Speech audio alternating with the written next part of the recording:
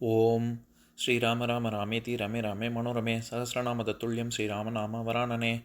உலகம் யாவையும் தாமுழா வாக்கலும் நிலைபெறுத்தலும் நீக்கலும் நீங்களா அழகிலா விளையாட்டுடையார் அவர் தலைவர் அன்னவர் சரண் நாங்களே. எத்திர எத்திர ரகுநாத கீர்த்தனம் தத்திர தத்திர கிருத்தமாஸ்தகாஞ்சலிம் வாஷ்பவாரி பரிபூர்ணலோச்சனம் மாருதிம் நமது ராட்சசாந்தகம். அஞ்சிலே ஒன்று பெற்றான் அஞ்சிலே ஒன்றைத் தாவி அஞ்சிலே ஒன்று ஆறாக ஆரியர்க்காக ஏகி அஞ்சிலே ஒன்று பெற்ற அணங்கைக் கண்டு அயலாரூரில் அஞ்சிலே ஒன்றை வைத்தான் அவன் எம்மை அழித்துக் காப்பான். இன்னைக்கு நம்ம கம்பராமாயணத்துல பாலகாண்டத்துல கார்முக படலத்துல 32வது பாடல் பார்க்க போறோம். தோகையர் இன்னன சொல்லிட நல்லோர் ஓகை விளம்பிட உம்பர் உவப்ப மாகமடங்களும் மால்விடையும் பொன் நாகமும் நாகமும் நாண நடந்தான். இதுதான் பாட்டு. இப்ப நம்ம பதம் பிரிச்சு பொருள் பார்க்கலாம். தோகையர் மயிலை போன்ற மகளிர் இன்னன சொல்லிட, இவை போன்றவற்றை சொல்லிக் கொண்டிருக்கும் பொழுது நல்லோரான முனிவர்கள் ஓகை விளம்பிட நல்வாழ்த்துகள் கூறவும் மாகம் அடங்கலும் வானுலகம் முழுவதிலுமாக உம்பர் உவப்ப தேவர்கள் மகிழ்ச்சி அடையவும் மால் விடையும் ராமன் பெரிய காளையும் பொன் நாகமும் பொன்மலையான மேருவும் நாகமும் நாண யானையும் வெட்கப்படும்படியாக நடந்தான், வில் இருக்கும் இடம் சென்றான். இப்ப நம்ம இந்த பாட்டுல இருக்கக்கூடிய நயங்களை பார்க்கலாம். அதாவது ராமன் நடக்கும் பொழுது அவனுடைய பெருந்தோற்றம் கண்டு மேருமலை, அப்புறம் காளை, யானை, இது எல்லாமே இவன் எப்படி ஒரு மிடுக்கோட நடக்கிறான் அப்படின்னு சொல்லி நம்மளால முடியலையே அப்படின்னு சொல்லி இதெல்லாம் நாணின அப்படிங்கறது தான் கருத்து. இப்ப இது வரைக்கும் நம்ம பாத்துட்டு வந்தோம்ல, இப்ப ராமன் எழுந்தவுடன் பெண்கள்லாம் ஒருவருக்கு ஒருவர் என்ன பேசிக்கிட்டாங்க அப்படின்னு. அதனால தோகையர் இன்னென்ன சொல்லிட, இப்படியாக சொல்லி கொண்டிருந்த பொழுது ராமன் எப்படி நடந்தான் அப்படின்னு வர்ணிக்கிறார் கம்பர். இந்த இடத்துல பெண்கள் அப்படின்னு சொல்லாம தோகையர் அப்படின்னு சொல்றாரு. தோகை அப்படிங்கிறது மயிலாக ஆகி வருவதனால அது அந்த இடத்துல ஆகு பெயராகத்தான் பயன்பாட்டுல இருக்கு. நம்ம என்ன நினைச்சிடக்கூடாது, தோகை கொண்டுள்ள மயில் பெண் மயில் அப்படின்னு தப்பா அர்த்தம் பண்ணிடக்கூடாது. ஏன்னா ஆண் மயிலுக்கு தான் தோகை இருக்கும். நான் எப்பவும் சொல்ற உதாரணம் தான், மாதவி பொன்மயிலாள் தோகை விரித்தாள் அப்படிங்கிற சினிமா பாட்டு இருக்கே, அதுவே பொருட்குற்றம் இருக்கு அதுல. பெண்மயிலுக்கு தோகை கிடையாதுல்ல. அதனால பத்மினி பிக்சரைஸ் பண்ணிருக்கும் பொழுது பத்மினி இப்படி தொகையை வச்சுக்கிட்டு ஆடிட்டு வர்ற மாதிரி தான் காமிச்சிருப்பாங்க. அதுவே தப்பு. அந்த மாதிரி தப்பெல்லாம் கம்பர் விட மாட்டாரு. எதுக்கு சொல்ல வரேன், இந்த இடத்துல தோகையர் அப்படிங்கிறது பார்ப்பதற்கு மயில் போன்ற அழகான பெண்கள் அப்படிங்கிற பொருள் கொண்டு இங்க மகளிரைத்தான் குறிக்கும். இப்படியாக சொல்லிக் கொண்டு இருக்கும் பொழுது முனிவர்கள் நல்லாசி பொழிகிறார்கள் அப்படிங்கறது என்ன சொல்றாரு கம்பர், நல்லோர் ஓகை விளம்பிட அப்படின்னு. விளம்புதல் அப்படின்னாலே சொல்லுதல்னு அர்த்தம். எப்படி சொல்லுதல், அதாவது நல்ல நல்வாழ்த்துகள் சொல்றாங்க அப்படின்னு. இந்த ஓகை அப்படிங்கிற சொல்லுக்கு ஓசை அப்படி, அதாவது ஆரவாரம் அப்படிங்கிற பொருள் கொண்டு அது மருவி ஓகை அப்படின்னு வருது. இதை தவிர ஓர்கை அப்படின்னு ஒரு சொல் இருக்கு. அதாவது இங்கிலீஷ்ல சொல்லணும்னா ப்ராக்னாஸ்டிகேஷன், நம்ம ஃபோர்ஷேடோவிங் அப்படின்னு சொல்லுவாங்க. அதாவது அடுத்து நடக்க போவதை முன்கூட்டியே குறிப்பால் உணர்த்துவது இல்லது வெளிப்படையாக சொல்வது, வருவதை சொல்வது. இந்த மாதிரியான இருக்கக்கூடிய ஓர்கை அப்படிங்கிறது மருவி ஓகை அப்படின்னு வரும். இந்த மாதிரி பல பொருள் இருக்கு. இதை தவிர உவகை அப்படிங்கிற சொல் ஓகை அப்படின்னா இருக்கு. நம்ம பல சொற்கள் உகரத்துல ஆரம்பிக்கக்கூடியது ஓகாரத்திலயோ அல்லது ஒகரத்திலயோ நம்ம சொல்றது வழக்கம். இப்ப உதாரணத்துக்கு உடம்பு அப்படின்னு நம்ம பேச்சு வழக்குல உடம்பு அப்படின்னு தானே சொல்றோம், உடம்பு அப்படின்னு சொல்றது இல்ல. அதே மாதிரி உலகம் அப்படின்னா உலகம் அப்படின்னு சொல்லுவோம், உரல் அப்படின்னா உரல் அப்படின்னு சொல்றோம், உழக்கு அப்படின்னா உழக்கு அப்படின்னு சொல்றோம்ல. இந்த வகையில உவகை அப்படிங்கிறது ஓகை அப்படின்னு கம்பர் பயன்படுத்துறாரு. இது மகிழ்ச்சியை குறிக்கக்கூடிய வார்த்தை. இப்ப நம்ம உடனே என்ன நினைச்சிடக்கூடாது, அப்ப வட்டார வழக்குல இருக்கக்கூடிய சொல்ல போய் கம்பர் பயன்படுத்துறாரு, இலக்கிய பயன்பாட்டுல இருக்கக்கூடிய சொற்கள் தானே வரணும் அப்படின்னு கேட்டா, சில சொற்கள் இலக்கியத்திலையும் பயன்பாட்டுல இருக்கும், பேச்சு வழக்கிலையும் இருக்கும். இப்ப உதாரணத்துக்கு யானை அப்படின்னு சொன்னாலும் யானை தான், ஆணை அப்படின்னு சொன்னாலும் யானை தான். யானை ஆணை இது ரெண்டுமே இலக்கிய பயன்பாட்டிலையும் இருக்கு, நம்ம வட்டார வழக்கு நம்ம பேச்சு வழக்கிலையும் சொல்லுவோம், ரெண்டுமே சொல்லுவோம். அந்த மாதிரி யார், ஆர், யாது, ஏது, இந்த மாதிரியான சொற்கள் தான் உவகை ஓகை அப்படிங்கிறோம். எதுக்கு சொல்ல வரேன், இந்த இடத்துல அவர்கள் முனிவர்கள்லாம் நல்ல நல்வாழ்த்துகள் சொல்றாங்க ராமருக்கு. அப்படி சொல்லும் பொழுது உம்பர் உவப்ப, உம்பர் அப்படின்னாலே தேவர்கள் அப்படின்னு அர்த்தம். அவர்களும் மகிழ்ச்சி அடைகிறாங்க. மாகம் அடங்கலும், மாகம் அப்படின்னா வானம் அப்படின்னு அர்த்தம். அதாவது மாகம் அப்படிங்கிற சொல்லுக்கு பல பொருள் இருக்கு. அதாவது மகா அப்படின்ற சமஸ்கிருத சொல்லேருந்து வந்ததுதான் இது எல்லாமே. மா அப்படின்னாலே ரொம்ப உயர்ந்தது, மேலானது. அதனால அது ஆகாயத்தையும் குறிக்கும், ஸ்வர்க்கத்தையும் குறிக்கும், திக்கையும் குறிக்கும். இப்படி பல பொருள் இருக்கு. அதே இந்த நம்ம மஹால் அப்படிங்கிற சொல்லே நம்ம என்ன நினைச்சுக்கிட்டு இருக்கோம், அரபிக் பயன்பாடு, பர்ஷியன் வார்த்தை அது அப்படின்னு சொல்றோம்ல, அதுவே தப்பு. மகா அப்படிங்கிற சமஸ்கிருத சொல்ல இருந்து வந்ததுதான் மஹால். அந்த மஹாலத்தான் மால் அப்படின்னு நம்ம சொல்றோம். அந்த ரொம்ப பெரியது அப்படிங்கிறது. அந்த மாதிரியாக இங்க மாகம் அப்படிங்கிறது மேகம்ங்கிறதே மாகம்ங்கிற சொல்லில இருந்து வந்ததுதான். ஆகாய நம்ம நம்ம நிறைய இடங்கள்ல பார்த்திருக்கோம்ல, அதாவது வானம் அப்படிங்கறத மேகமாக ஆகி வருவது ஆகு பெயர் அப்படின்னு. அந்த மாதிரி மாகம்ங்கிறது மேகமாகவும் வரும். இந்த இடத்துல மாகம் அடங்கலும் அப்படின்னா முழுவதுமாக, வானுலகம் முழுவதுமாக அப்படின்னு சொல்றாரு.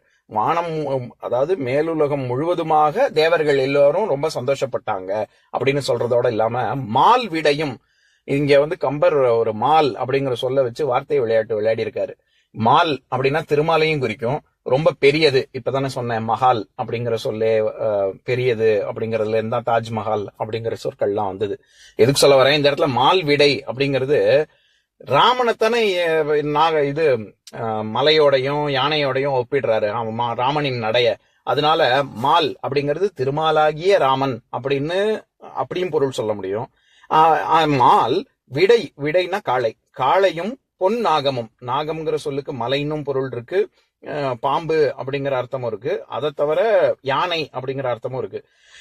அதனால மால் காளையும் இது மலையும் யானையும் வெட்கப்படும்படி நடந்தான் அப்படின்னு ஒரு பொருள் சொல்ல முடியும். இன்னொன்னு மால் அப்படின்னா பெரிய அப்படிங்கிற அர்த்தம் எடுத்துக்கிட்டா, ஒரு பெரிய காளை எப்படி இருக்கும், பார்ப்பதற்கே ரொம்ப மிடுக்கோட கம்பீரமா இருக்கும்ல, அப்பேற்பட்ட காளையும் யானையும் மலையும் வெட்கப்பட்டன அப்படின்னு பொருள் சொல்ல முடியும். அடுத்தது பொன் நாகமும் நாகமும் நாண நடந்தான் அப்படின்னு சொல்றாருல, அந்த இடத்துல நாகம் அப்படின்னா கிட்டத்தட்ட தமிழ்ல நாகம் அப்படிங்கிற சொல்லுக்கு 26 பொருள் இருக்கு. நம்ம எல்லாருக்கும் தெரிஞ்ச பொருள் நாகப்பாம்பு அப்படின்னு, அது நல்ல பாம்பு, அதாவது ராஜநாகம் அப்படின்னு சொல்றோம்ல, அந்த வகை பாம்பையும் குறிக்கும். பொதுவாவே பாம்பு அப்படிங்கிற ஒரு சொல்லும் இருக்கு. அதை தவிர பாம்புக்கு சம்பந்தப்பட்ட விஷத்தை குறிக்கும், அது குறித்து இருக்கக்கூடிய பாஷான வகையை குறிக்கும். அப்புறம் துத்த நாகம் அப்படின்னு நம்ம ஜிங்க் இருக்குல்ல, அந்த தாது பொருளை குறிக்கும். காரியம் அப்படிங்கிற கூடிய பிளாக் லெட்டை குறிக்கும். அடுத்தது நாகப்பச்சை அப்படின்னு ஒரு விதமான பச்சைக்கல், பச்சை நிறக்கல். இது எல்லாமே பாம்பு சம்பந்தப்பட்டது, அதுக்காக சொல்றேன். இது எல்லாம் நாகம்ங்கிற சொல்லு இது எல்லாத்தையுமே குறிக்கும். இதை தவிர அதுக்கு குரங்கு, யானை, மலை, தேவலோகம், நாகலோகம் அப்படின்னு சொன்னா அது தேவர்கள் உலகம், இப்படி இல்லாமவும் பொருள் இருக்கு. நம்ம கம்பராமாயணத்திலேயே அயோத்தியா காண்டத்துல சித்திரகூட படலத்துல 2வது பாடல், அதாவது கம்பராமாயணத்துல 2047வது பாடல், அதை படிக்கிறேன் கேளுங்க.